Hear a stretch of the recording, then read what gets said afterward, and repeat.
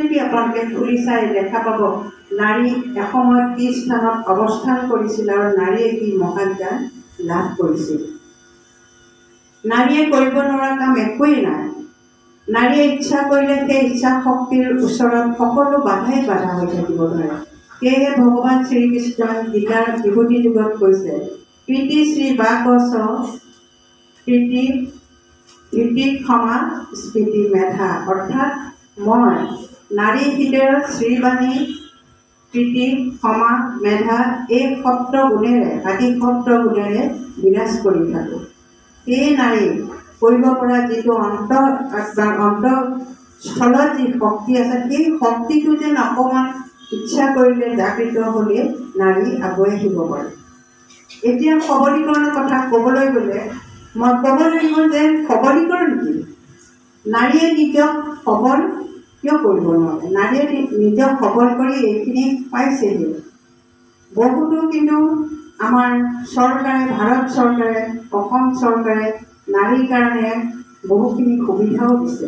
আজি দুখীয়া নাৰীসকলে তেওঁলোকক সবলীকৰণ কৰিবৰ কাৰণে শিপিনীসকলক সূতা দিছে। সূতাৰে শিপিনী কৰি ব্যৱসায় কৰি তেওঁ সবলীকৰণ হ'ব পাৰিব। দুখীয়াসকলক চাউল দাইল দি সহায় কৰিছে। অবিবাহিত নাৰীসকলক পুঁজি দান কৰিবলৈও তেনেকেই সহায় কৰিছে। পঢ়াশালীত ল'ৰা ছোৱালীক বিনামূলীয়া শিক্ষা দি, ইউনিফৰ্ম দি, আহাৰ দি, আনকি পৰীক্ষাগাৰত বহিলেই হ'ল, কষ্ট কৰিব নালাগে, নিজে নিজে পাছ কৰি যাব পাৰিব। এইটোও এটা আইন উলিয়াইছে। তাৰপিছতো আমি দেখা পাওঁ যে 1990 চনত চৰকাৰে উলিয়াইছিল এখন আইন, মহিলা য'ত নেকি নাৰীসকলৰ সুখ দুখখিনি তেওঁলোকে ব্যক্ত কৰিব পাৰিব, নিজৰ অভিযোগখিনি ব্যক্ত কৰিব পাৰিব। তাৰপিছত 2001 চনত উলিয়ালে সবলীকৰণ। তাৰপিছত 2010 চনত উলিয়ালে সাংসদতো স্থান দিলে 33%, আজিকালি হয়তো বেছিও হৈছে নেকি, অলপ বেছি হৈছে। কিন্তু আমাৰ প্ৰশ্ন হয়, তথাপি নাৰী ধৰ্ষিত কিয়?